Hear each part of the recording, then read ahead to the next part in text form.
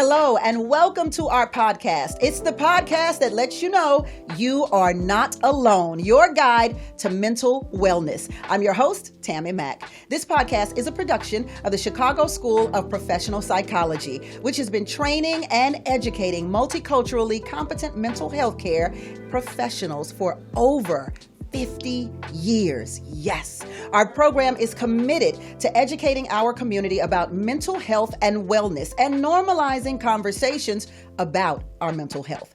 Our program will explore mental health and wellness issues that impact us, as well as explore ways that we can improve our wellness. Now, every week, I will be joined by mental and behavioral health experts who will share their experience and expertise to help us on our journey to good health and satisfying lives. Today, we want to focus on ways to stay mentally and emotionally healthy, our wellness. So joining us is marriage and family therapist, Dr. Joi Madison, an adjunct professor at the Chicago School and also a former competitive swimmer and fitness expert. Dr. Madison is an international speaker, coach, facilitator who specializes in trauma-informed emotional intelligence to enhance relational health and improve our overall quality of life. And let's face it, we all want our life to be improved, right? So let's do this. Her coaching, consulting, and curriculum design styles take an evidence-based approach while also centering cultural humility and social relevance. Now, you know I got to find out what that's all about, right? Dr. Joi invites us to connect more deeply with ourselves, more authentically with ourselves, and more readily with the resources that invite you to live your most fulfilled life. Please welcome Dr. Joi. Hey, Dr. Joi. How are you? Now, I got to get to the good part. You got me using all these big words, and only half of us don't know what they mean. Okay. Cultural humility and social relevance. Please talk about that. Yeah, so wellness does not happen in a vacuum, right? We all live in communities. We live amongst people. We have families. We have, work, school, all these places where we interact with other people. And so part of our wellness, our understanding of wellness, our experience of wellness has to happen in the context of the communities in which we live. So cultural relevance is about what are my cultural values, what are the things that matter to me that are related to where I come from and the experiences that I have. And then social relevance is like, what's going on in the world around me at the moment? And am I really sort of assessing my wellness with those things in mind? So what is something that would be culturally valuable to someone? What's an example of that? So thinking about the Black community, for instance, Okay. right? When we think about wellness, oftentimes there's a big conversation about self-care right now. And a lot of that is geared towards sort of the individual, how you care for yourself, which that makes sense, yes, but a lot of the times the way that we're told to care for ourselves or the pictures that we're seeing of what self-care looks like doesn't include things that are a part of our values. We tend to be a more collectivist culture. We tend to be more communal. We like to be together. We like to go to a good cookout, these kinds of things. And so when we think about going to like a quiet spa day, such and such, which, yes, that works sometimes, but that's not always the thing that's our jam. Oh, my goodness. Ding, right? ding, ding, Right? ding, ding, because you're right. I get massage Right. gift certificates all the time. Yeah. And I would rather go to a barbecue. Listen, like we want to be with our people. And I'm Yeah, not saying I that get those it. things don't have their place. But again, going back to this conversation or this question about cultural relevance, it's like, what's the thing that matters to me? Self-care is not just caring for myself, it's me defining what that is for me. Yeah. So me doing the cha-cha slide at the barbecue is an example of self-care. Absolutely. Who would have thought it? Absolutely. Because it makes you feel good. It makes you feel a part of something greater than yourself. It's community. Yeah. Yeah, that I sense get of it. connection. Cultural humility. Yes. We learned already. In the first 30 seconds, y'all, Dr. Joi is teaching up in here. So you seem to be actively exploring the mind-body connection, right? Absolutely. So with your background as an athlete, please tell me how you got started on your journey to wellness. So that's been a lifelong thing, right? It's a family value. So we have cultural values and there's family values. Like my mom was always very active since I'm a child, but thinking about the mind-body connection specifically, I always think it's hilarious when we're like, health and then mental health, as if they're separate. Yeah. Right? It's like my brain is in my body and it's all Right. part of the same thing. So it's really about thinking, for me, that holistic approach, that mind-body connection is about understanding how our thoughts, our emotions, our sensations show up in our bodies.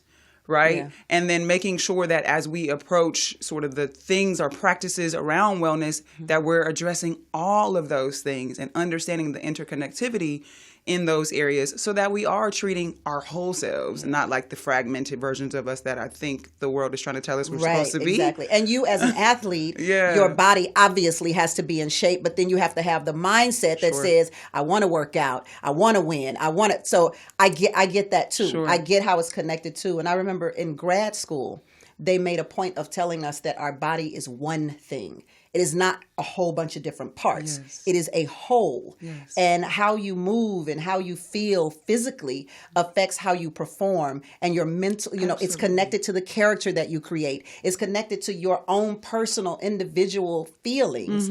But it has everything to do with you physically too. So Absolutely. I'm feeling that too. Y'all learning yet? Okay.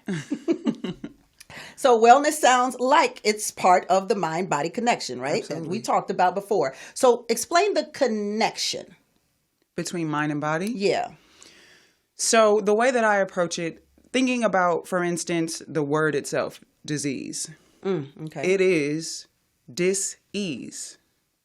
When we have unaddressed emotional trauma, when we have negative thought cycles, that influences how we feel and we don't deal with it. It shows up in our bodies. And we have language for it, right? We say things like a knot in my stomach or a lump in my throat or a pain in the neck, or even we talk about being heartbroken. So we have language that expresses this idea that our bodies hold the stories of our emotional selves. We understand that. We have language for it, but I don't think that we are consciously making the connection in terms of how we address that relationship between the mind and body. So it's really about understanding when I think and feel this way, when we're not feeling well and we're like, and you start to feel helpless and all of those things, like it's because my body's not feeling well. And then that's influencing how I think about myself and then how I behave. And then, so all those things are influencing. I don't mean to cut you off, but you gave me a thought here and I want to know this. So which comes first, the chicken or the egg? Does the body react to the mind, or does the mind react to the body? What becomes diseased first? I think it can go either way. The idea here is that it's sort of this exchange, this relationship, right? Which, like me and you, you're talking, then I'm talking, and we're both just right. No, it's a relationship where they're both influencing each other. Yes.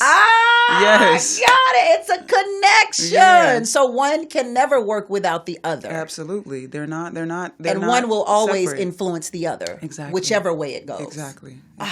So I can make my body physically sick if I think about it. You can. And if I'm physically sick, I can make myself well if I think about it. You can, because what it tends to do is it's not just the thinking, right? The thinking leads to behaviors. Okay. So if I think a certain thing and I focus on a particular thing and that's all I see in terms of my options and choices, then it's going to lead to me continuing to create the same outcome. But if I start to think differently, I see a new choice. Girl, you got me praise dancing. Right? Joy. Because there are people who are like, your mind can't change whatever you have, but you just made it very clear when you said it's not that your mind changes it, it's that your mind changes the way you react and it changes your behavior. Yes, it changes what you perceive. It changes the opportunities that you see for change. So if I'm thinking, let's just get in my business. Okay, get into it. If I'm thinking I'm skinny,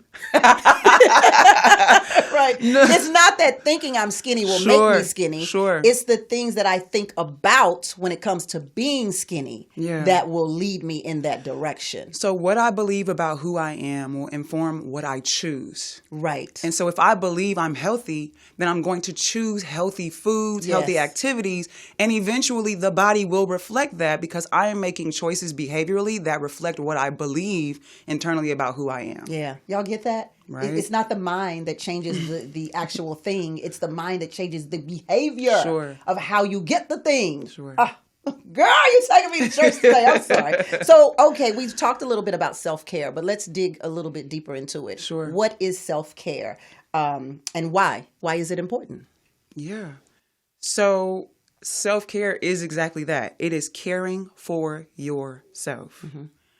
And the question of why it's important, and I'll contextualize this specifically for this conversation around like Black people and wellness.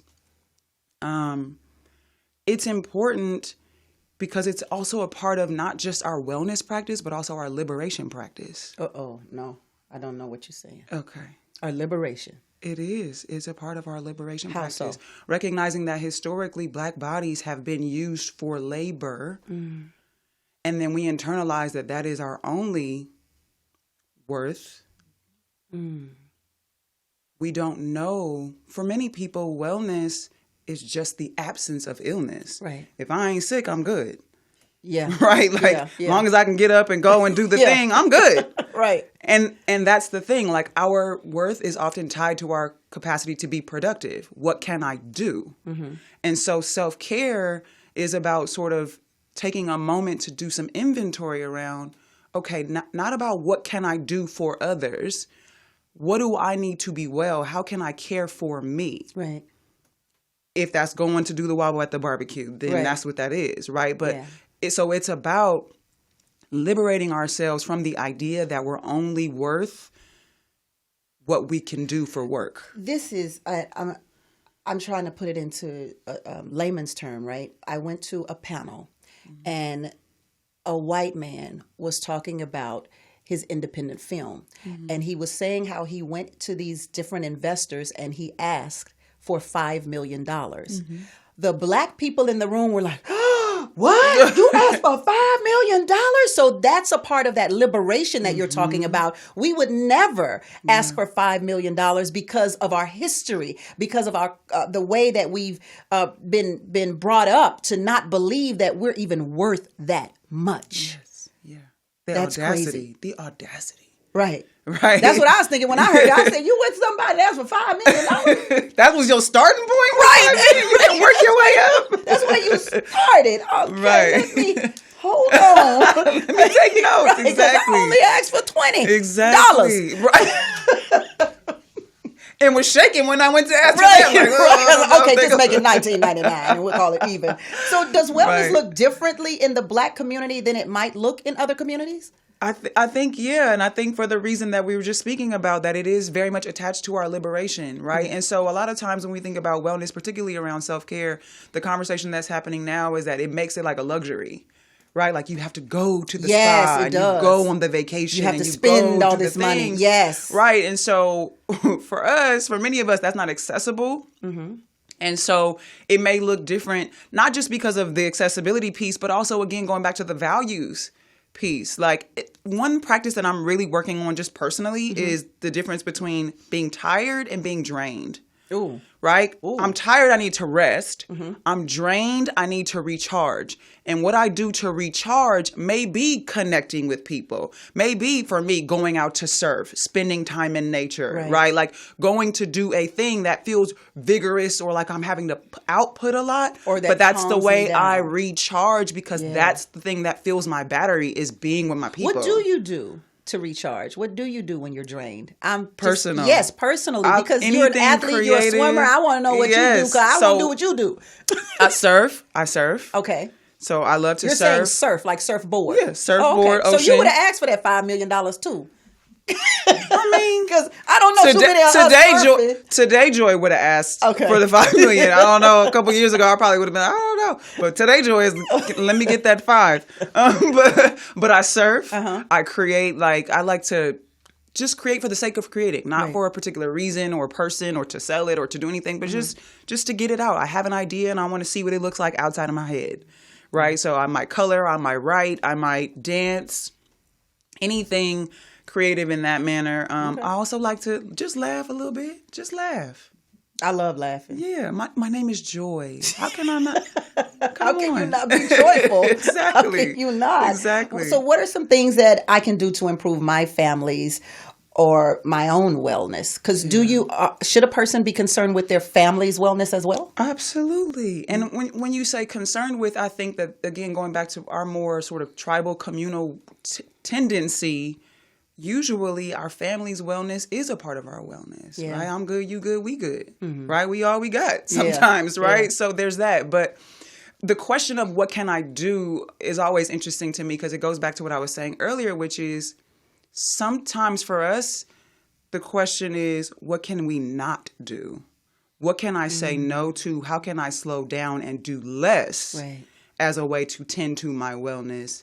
Because we tend to be busy all the time doing all the things. So as a busy person myself, let me ask you this. Can being busy be a part of wellness? That's interesting. It could. Now how much time we got? It could. What I would invite people to do is create a practice where you are regularly checking in with yourself. And for me, my understanding of wellness is alignment.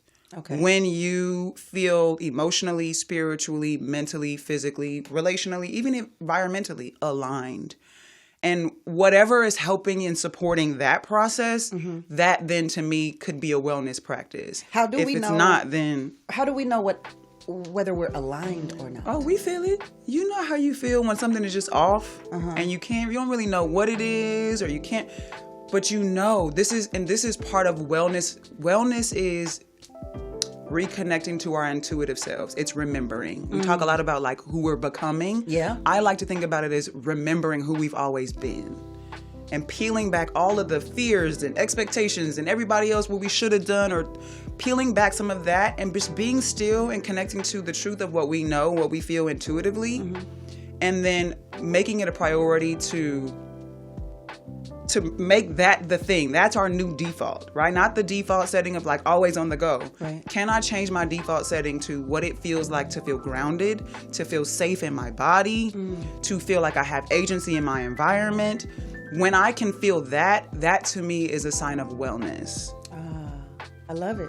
On that note, you are not alone. How about that? Thank you, Dr. Joi. Thank you. I could have done a whole another 30 with you, sis. Thank you so much. My goodness. But then I'd have had to, you'd have had to invoice me, because I'd be in here. It'll be $5 million. I love it. You are not alone. It's your guide to mental wellness. I am your host, Tammy Mack. Goodbye, everybody.